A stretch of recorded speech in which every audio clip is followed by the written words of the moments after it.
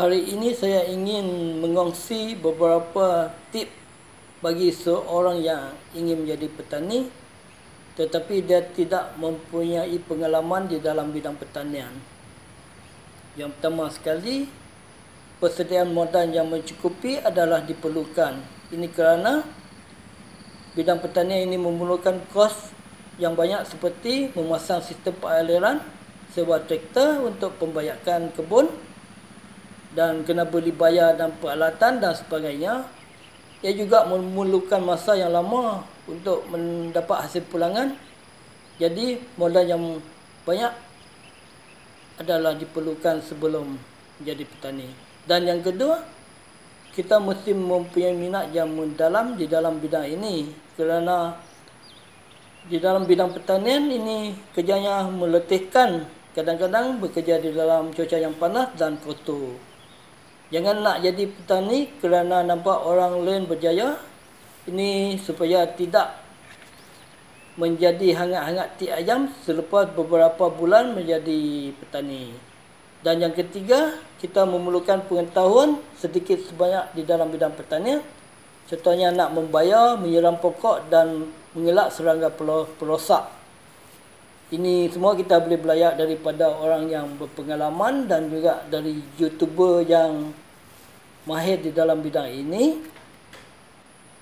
Dan yang keempat sangat penting kerana kita mesti tahu dulu pasaran di mana barang hasil yang kita ada nak dijualkan. Contohnya saya telah menjualkan hasil pertanian saya di kedai mini runcit saya. Dan yang kelima adalah kita mesti memilih jenis tanaman yang kita nak tanam.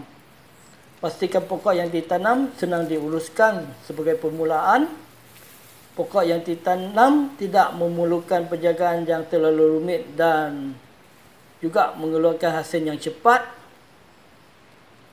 Contohnya pokok yang tahan dan senang diurus adalah jambu batu, pisang dan nenas. Ia tahan lasak jika dibanding dengan durian. Setelah mahir barulah kita tanam pokok yang memerlukan penjagaan rapi. Dan yang keenam adalah kepelbagaian di dalam penanaman pokok dan tidak terlalu ikut trend. Sebab sekiranya terlalu ramai orang tanam, mungkin satu hari nanti harga akan jatuh dan susah untuk dipasarkan. Dan sekiranya masih bekerja, tanamlah dulu pokok yang senang diurus dan tahan seperti pisang, nenas, jambu batu, jambu air dan sebagainya. Setelah 2 atau 3 tahun, pokok telah mengeluarkan hasil, barulah berhenti kerja. Semasa saya menjadi pengusaha mini stesen minyak, saya memulakan penanaman pokok seperti stoi, jambu air, jambu batu, pisang, nenas dan beberapa buah eksotik. Selepas 3 tahun barulah saya mencuburi bidang ini. Sekian, terima kasih.